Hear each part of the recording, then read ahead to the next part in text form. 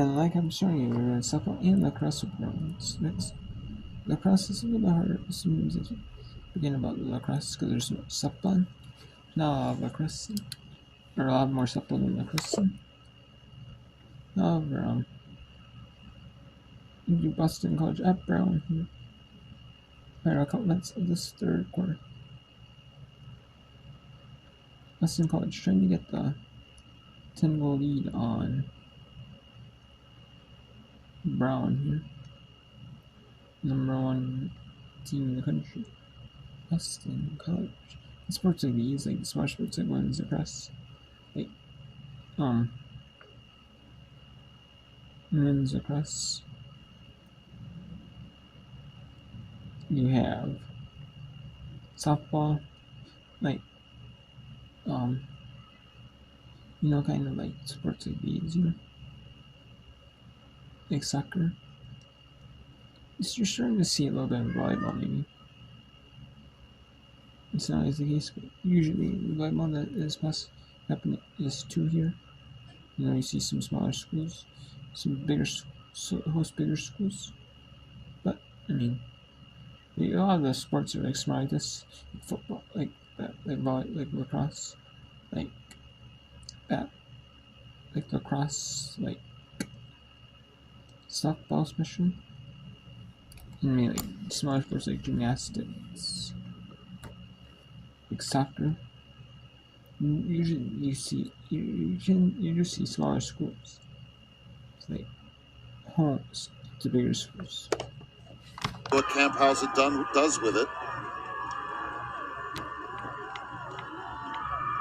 Takes a half a step back. Runs in. Shoots and scores! Camphausen on the board. Her first goal of the afternoon. You master. Yes, and no, is a home run, game-tying home run, as Robert Morris ties up with St. Francis, PA, 4-0. Another look. That one a no-doubter for Dunlap.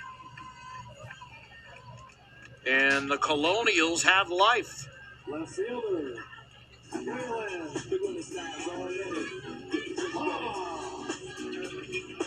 For Sequoia Dunlap, that was her second home run as a Colonial. And now Kaylin Hoff at the dish for RMU in a tie ball game.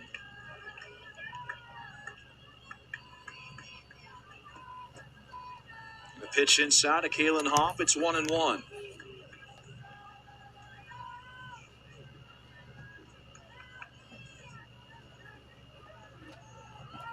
Sun setting in Moon Township.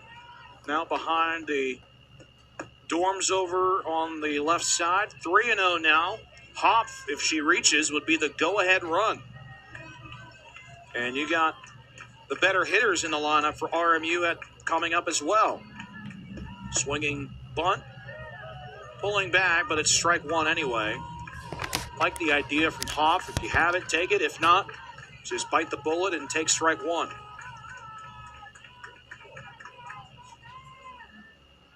3-1. Left side, foul. Got some good contact, but was a little late on that one. Full count, 3-2. RMU has tied the game at 4 with a pinch hit home run by Sequoia Dunlap.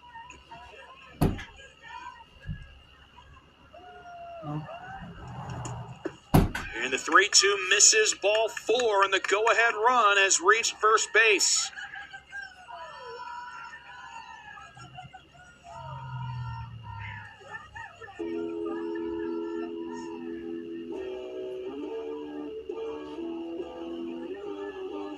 Anna Resnick now the batter.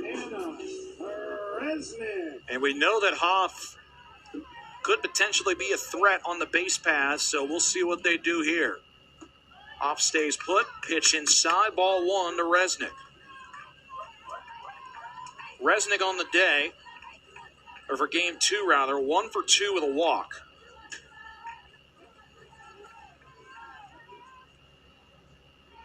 For RMU, you came this far, you might as well finish it off in the 7th. Ground ball, left side foul. That's the mentality that Jax Varner and the rest of the RMU Colonials have, I'm sure. And everyone supporting the blue and red, minus if you're in a red and black jersey.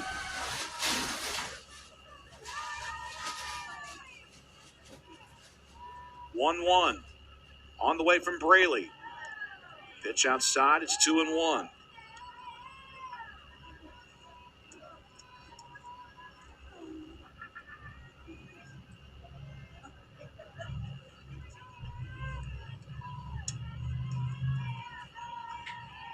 Two on. Braley looks at her wristband, delivers. Popped up left side, that's foul. Down the left field line. And this battle continues between Braley and Resnick.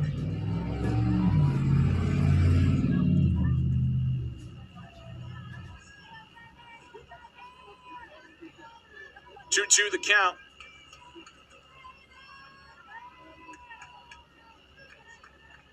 And the 2-2 on the way. That's outside. Got away. There goes Hoff for second.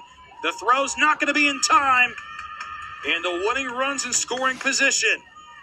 Wild pitch sends Hoff to second. Full count to Anna Resnick. 3-2.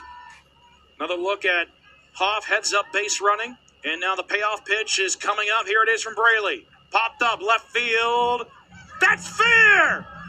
Hoff coming around. The left fielder bobbles it. And that's a Bobby Moe walk-off winner. Final score, Robert Morris 5, St. Francis 4. We thank you for attending this afternoon. Robert Morris earns the sweep over St. Francis. They walk it off with a bloop single over the left field, bobble by the left fielder, and in to score was Kalen Hoff. The wild pitch comes back to bite the red flash. As another look, Resnick pops it up. It dropped in fair for the single, and the left fielder just could not handle it. That was Zielinski. And that, wow. And Zielinski. This bobble on the pit would have kept the runner at third. But the RMU Colonials, Robert Morris University Colonials, out of Moon Township, Pennsylvania, defeat St. Francis, Pennsylvania Red Flash.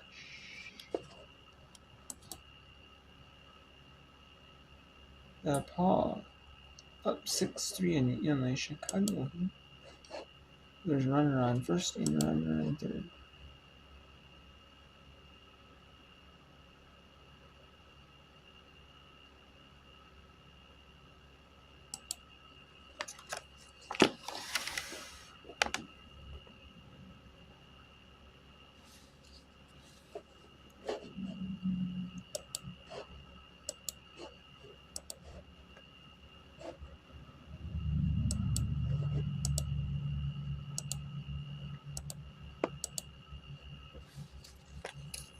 Now let's bring in North Carolina Central.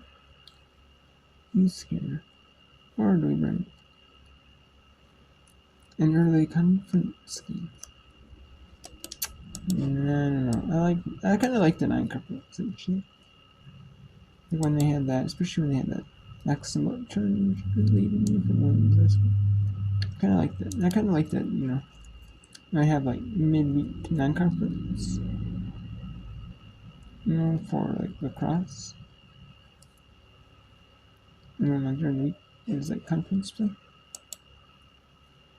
I kind of like that for softball where could be like midweek could be non. I like that midweek is non-conference, and then I like the midweek is non-conference, and then like the weekend like Friday, Saturday, Sunday, or Friday, Saturday, or Saturday, Sunday is conference play. But I know there's some schools that do conference play. Midweek. Not as well, but I do like the conference play. And we have top of the 7th here. Yeah, and like DePaul.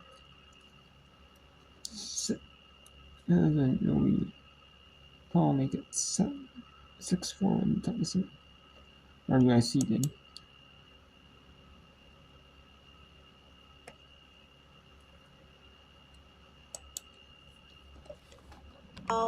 Twelve turnovers. That it's just been in a game like this, you need every possession to count. Those 6 power plays for Binghamton, they converted on 3. One of them was a back-to-back power play. And we have a running clock here. Not by much, just at the bare minimum running clock. But it is a running clock.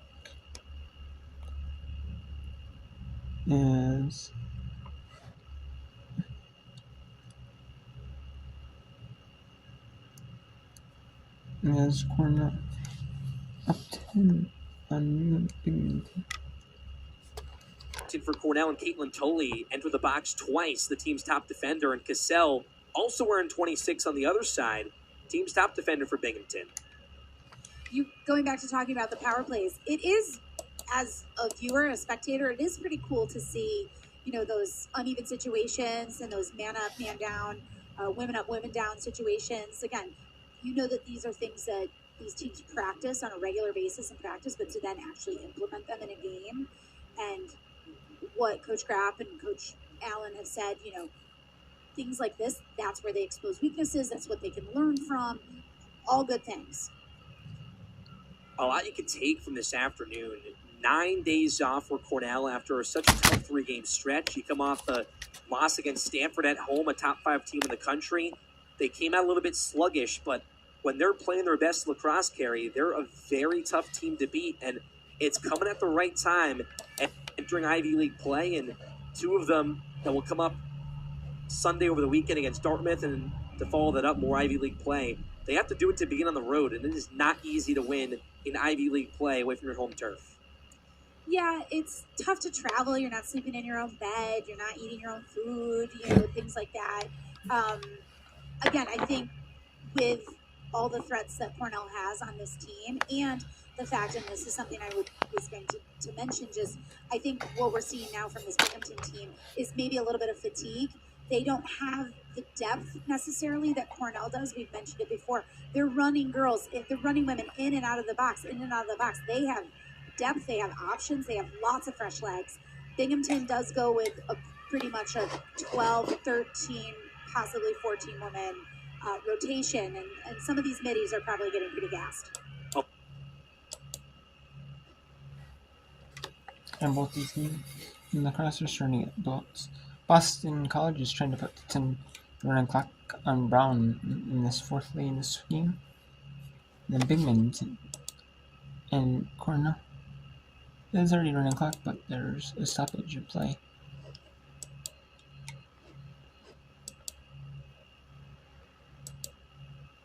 So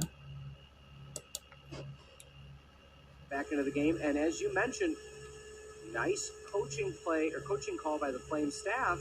By bringing her back in, you see how much more settled she is now in her 2nd time in the circle this afternoon. Grounder to short, and that just sputters through. Gumont not able to get there. A nice single right back up the middle for DePaul with 1 out. Yeah, back to your point, just McIntosh, you can completely tell her demeanor has been very different from when she was first pitching to now, and just her ability right now to just calm herself down and focus on that next pitch. But it was a really good idea for the Flames to just throw that changeup in there. Coach books again a situation where she's just pulling all the right levers. That one back to left, and Caskey gets underneath it for out number 2. And we spoke to her pregame. She was to the point. She's like, look, we want to come away. We want to limit the errors. Didn't necessarily see any of them today. Was able to make the right lineup changes. And slowly but surely, UIC clawed back into it. And you see Santiago all smiles with 2 outs as, you just say UIC keeps playing like this, they surely will find some more tally marks in the win column. Yeah, and I mean, again, DePaul a really big threat in the Big East. So the ability to hold them to 6 right now, their ability to claw back into the game. I mean, no matter which way the game goes, the Flames should be really proud of how they played today and try to utilize that as they continue into their conference play. UIC 9 freshmen, 6 sophomores, a junior, and 6 seniors/grad students. The fact that your bookends of that, the seniors and the freshmen, Yeah. are the most. I was going to say, it was like the beginning and the end right there.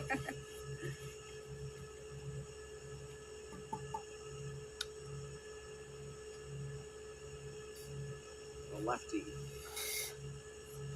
Addie Talbot, one of the fan favorites. We mentioned that on early in the game. For DePaul, go back and watch any of those telecasts, whether home or away. A lot of fans. It's always, an instance that outswing that legal foul, way out of play, almost toward the beach volleyball courts. Did you ever play beach volleyball? I haven't. Boy, is that a tough sport. I mean, I can't even walk in sand, let alone play a sport. I was always fascinated with Olympic beach volleyball. Because, I mean, you just have to be in such immense shape. Shot back up the middle. And that is first and second there.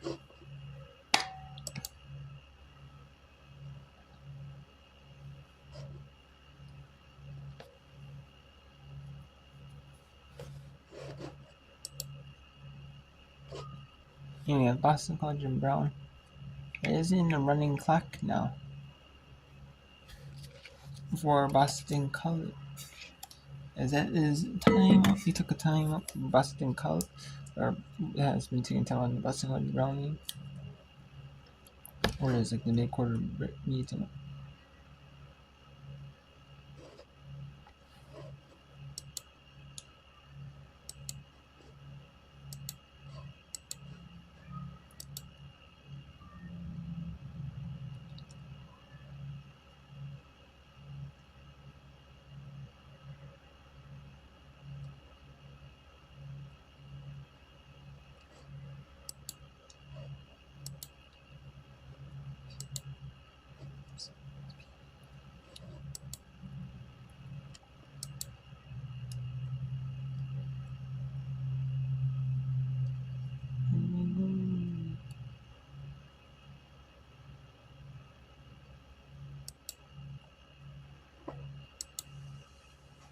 And there's a home run for DePaul. And DePaul makes it 9-4. What a shot.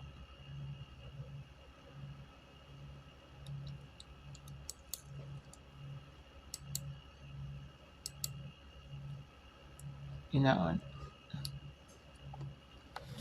Now let's go back to Cornell hosting Binghamton. Binghamton does not have a deep of a team, as Cornell does, so Cornell can go deep on their bench and not like right now, and not get tired, not feel any tiredness.